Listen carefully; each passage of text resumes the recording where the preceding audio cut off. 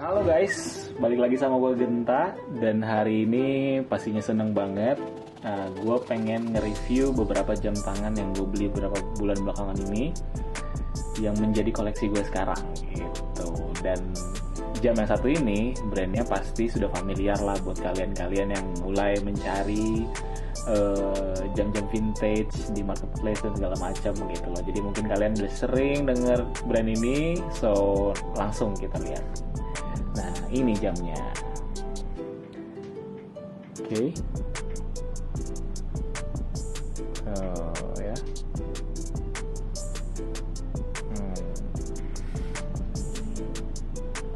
Langsung kita buka aja.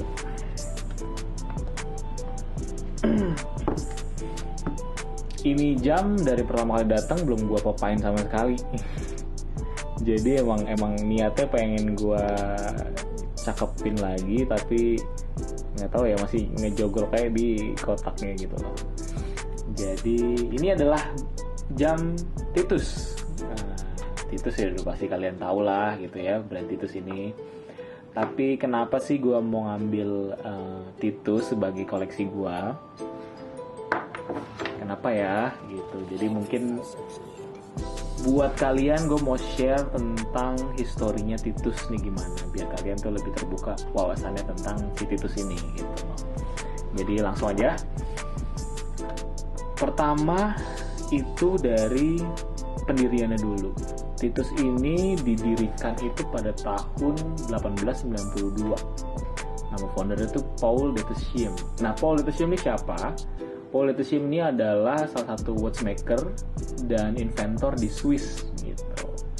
Dia tuh meraih diplomanya di usia 13 tahun. Gila ya, pintar banget ya. Nah, udah kayak gitu, hal apa sih yang membuat dia menjadi salah satu orang yang paling berbakat saat itu? Dia tuh berhasil menciptakan kronometer yang paling akurat saat itu. Nah, dari situ dia mendapatkan penghargaan yang bergengsi. Pokoknya ada namanya observatory apa gitu, gue lupa.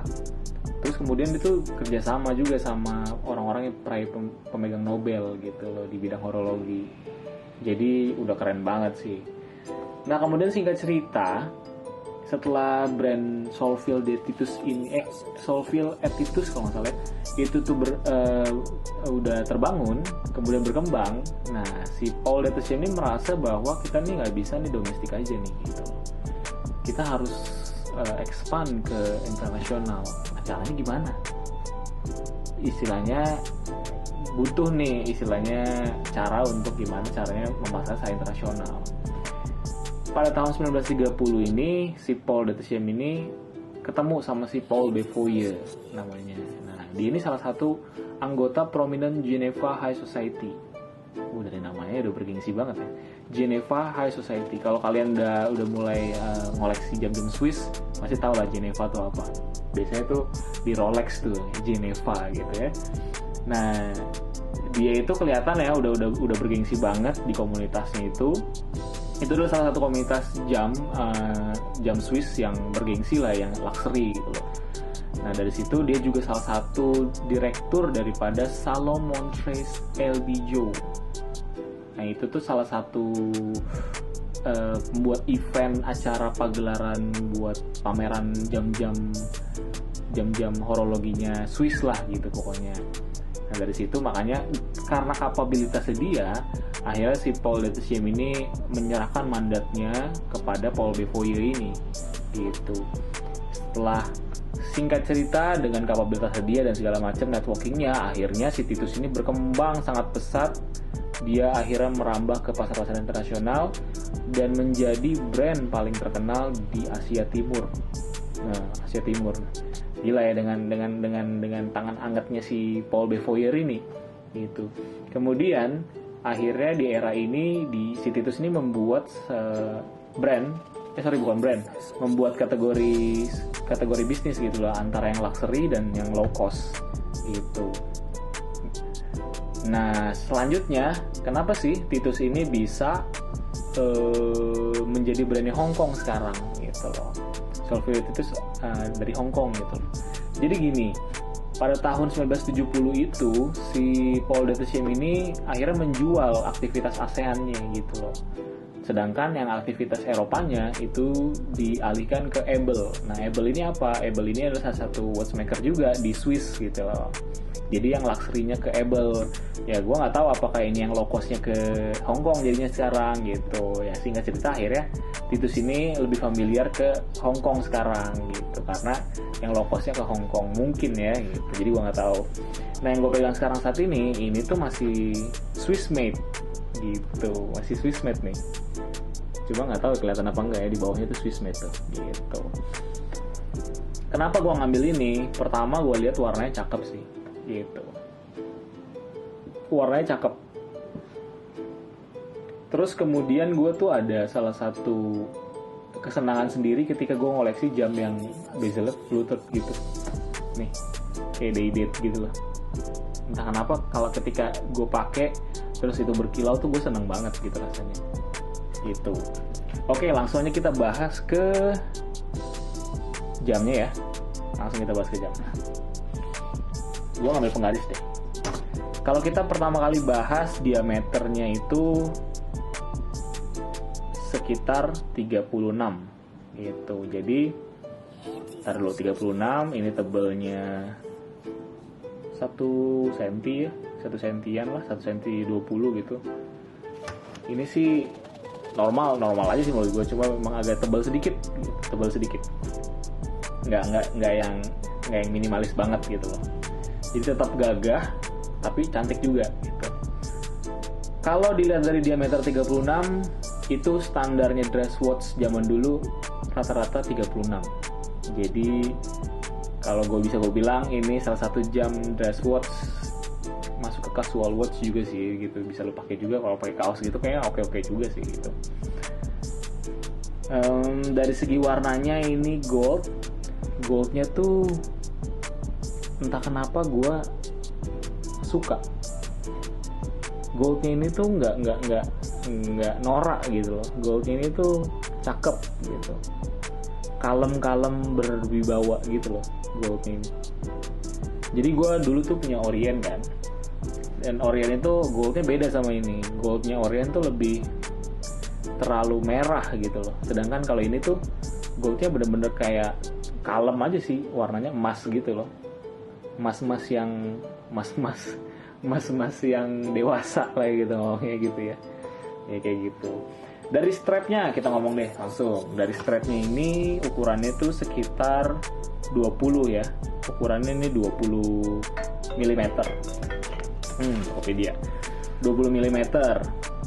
Jadi ini strap yang gue dapet udah usang banget sih. Jadi belum gue ganti karena jarang gue pakai juga sih. Gue seneng aja ngeliatnya, cuma jarang gue pakai gitu. Udah ini tuh automatic mesinnya, kemudian bisa di hand winding juga. Nah denger gak? Tuh bisa di hand winding ya. Kita bahas dari segi dial. Dari segi dialnya ini bisa kelihatan ini tuh minimalis banget dialnya, nggak ada angkanya. Dia cuma garis doang, tapi detailnya itu dia tuh ada garis hitam di tengah-tengah garis dialnya. Jadi menurut gue sih ini elegan banget gitu loh. Ketika dia bisa juga kan dia cuma garis doang, gold doang gitu, cuma dia kasih retouch lagi di bagian tengahnya tuh dikasih garis hitam. Jadi cakep banget gitu. Dari segi jarumnya dia warnanya sama dengan dialnya, warna emas, nggak ada bedanya sih ya, nggak ada bedanya, cuma dia lebih berkilau aja. Terus kemudian dari segi komplikasinya ini dia ada day sama dia ada date. Dia ada day di sini, kelihatan nggak ya? Ada day sama ada date. Nah gitu. Itu sih. Dari kacanya sendiri dia itu, nah kedengeran ya, mineral glass biasa. Jadi tidak spesial. Biasa aja gitu loh. Terus dia ini fluted bezel ya, tadi gue udah bilangin juga. Dari mesinnya ini sendiri gue nggak tahu dia mesinnya apa, tapi dia Swiss made di sini tulisannya gitu. Jadi kita berharap aja, maksudnya kita anggap aja ini Swiss made gitu loh, anggapnya emang Swiss made sih gitu. Nah tipenya ini dia WG 2108, tahu kelihatan nggak ya? Nah ini dia shock and water resistant. Nah shock and water resistantnya ini gue juga tidak melihat ada info yang mendalam soal jam ini, berapa water resistantnya gitu segala macem. Ya intinya, oh ya, power reserve-nya itu 30-40 jam lah gitu kalau gue udah pada coba nih. Jadi masih oke, kondisinya prima banget. Dan ya paling bodinya aja sih yang perlu di-retouch aja sih gitu. Cuma balik lagi, kalau lu jam vintage ya baiknya sih tidak di-retouch gitu. Jadi historinya tuh ada gitu loh. Gitu aja sih. So far gue melihat jam ini, Titus menurut gue yang masih Swiss ya, menurut gue masih adalah salah satu jam vintage yang buat kalian tuh cukup oke untuk kalian koleksi gitu ya, sebagai belajar pertama kali istilahnya mengoleksi jam vintage atau apa gitu loh. Ini salah satu brand yang menurut gue cukup oke dengan harga yang cukup terjangkau. Lo bisa dapetin koleksi Swiss made gitu loh di harga segitu gitu sih. Value for money-nya tuh ada menurut gua gitu loh. Ya pinter-pinter nawar aja bos gitu. Jadi ya udah, segitu aja dari gua reviewnya. Semoga kalian demen juga ngeliatinnya. Kita berjumpa lagi di koleksi berikutnya. Oke, bye-bye.